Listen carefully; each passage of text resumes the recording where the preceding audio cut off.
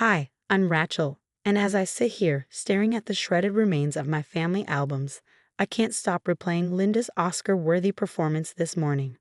"Oh dear, your cat must have done this," she gasped, with an innocence so forced it was almost laughable. "Never mind that I don't own a cat."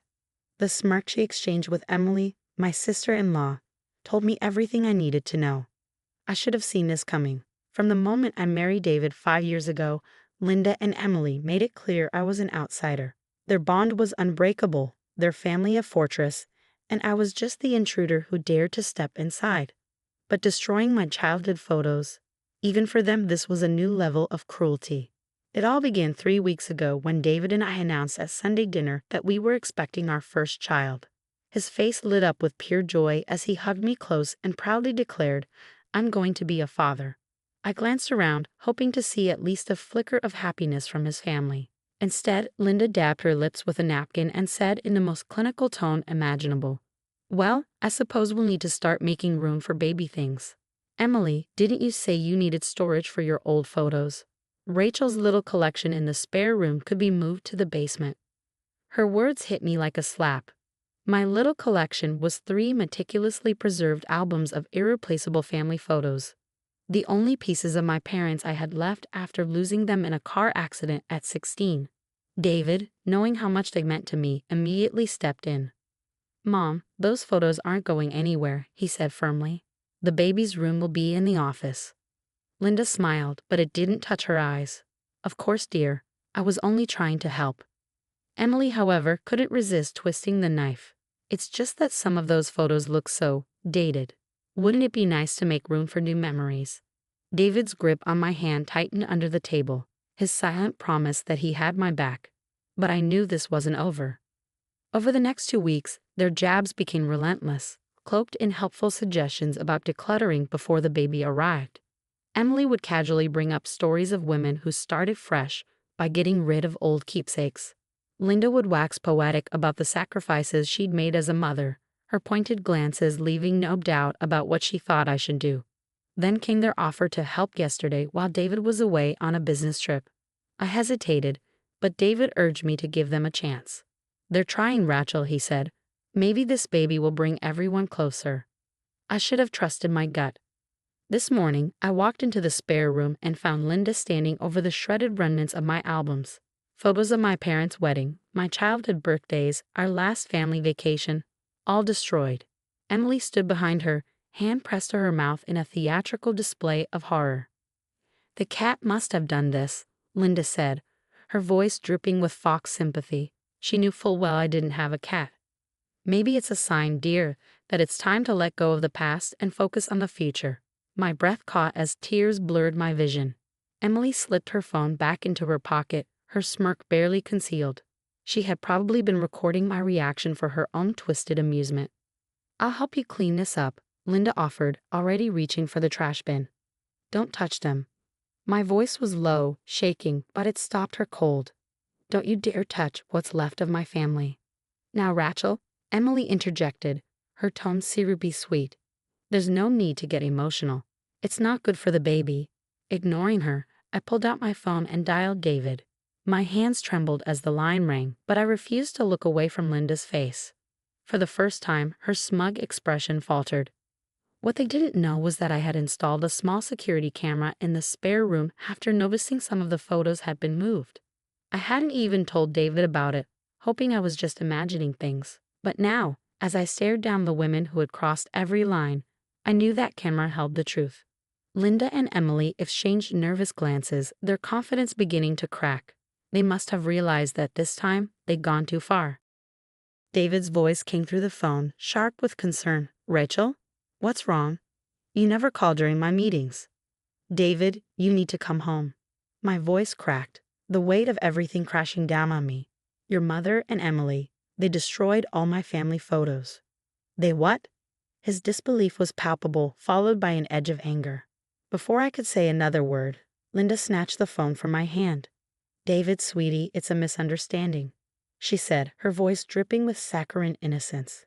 "The cat got into Rachel's old photos, and she's understandably upset. You know how emotional pregnant women can be." "What cat?" David's voice was loud enough for everyone in the room to hear. "We don't have a cat, Mom." Emily, ever the opportunist, leaned in toward the phone. "Maybe it was a stray. The window was probably left open again. Rachel does that sometimes. Remember when it rang on your work papers?" "Stop lying," I said, my voice steady now as I snatched the phone back. "David, I have it all on video. I installed a security camera in the spare room last week." For a moment, the color drained from Linda's face. Emily's smug grin vanished like a flipped switch. "Send me the footage," David said firmly. I could hear him moving, the rustle of papers and the slam of a door. "I'm coming home now." As I forwarded the video, Linda's facade cracked. "Rachel, let's not blow this out of proportion," she said, her tone turning patronizing. "We were only trying to help. Those photos were making you sad, and with the baby coming." "The baby?" I interrupted, my hand instinctively resting on my stomach. "You mean the baby who will never know their grandparents? The baby who now won't even have photos to see what they look like because of you?" Emily decided to try another tactic. "It's not like they were professional photos," she said, her voice breezy. "We can get new ones. Better ones. You know, with your real family." "Real family?" I repeated, my voice shaking with anger. My parents were real. Their love was real. What isn't real is this twisted idea of family you and Linda are so desperate to protect. Through the phone, I heard David's sharp intake of breath. He must have opened the video.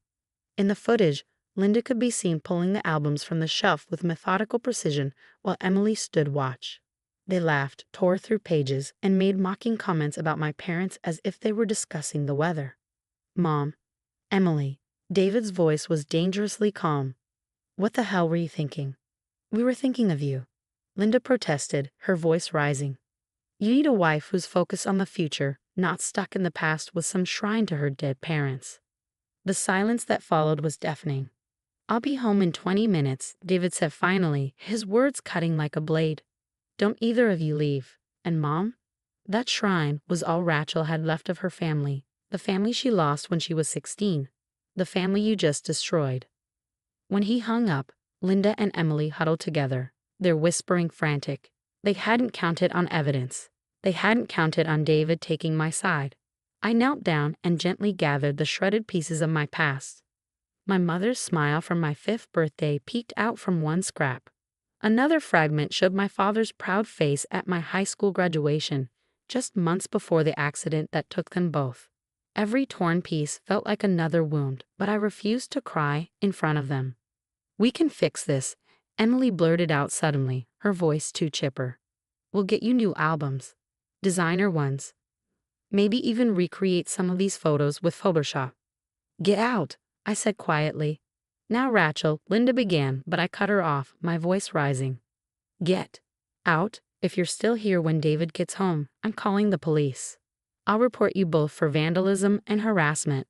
Their faces fell. They quickly gathered their things, Linda trying to salvage her dignity as she paused in the doorway. "You're making a mistake," she said coldly. "This family was perfect before you came along." I looked her straight in the eye. "No, Linda. This family was just better at hiding its cruelty." As their car pulled out of the driveway, my phone buzzed with a text from David. 5 minutes away. "I'm so sorry, Rachel. I should have seen this coming. I should have protected you and your memories better." I looked down at the torn photos scattered around me, years of love and laughter reduced to scraps. But as I cradled my stomach, I made a silent vow to my unborn child. "You will know love. Real love. Not the kind that's twisted into control and cruelty and called family." David's car screeched into the driveway, and I heard the front door slam as he rushed inside. This wasn't over, not by a long shot. But for the first time since I married into this family, I knew I wasn't alone.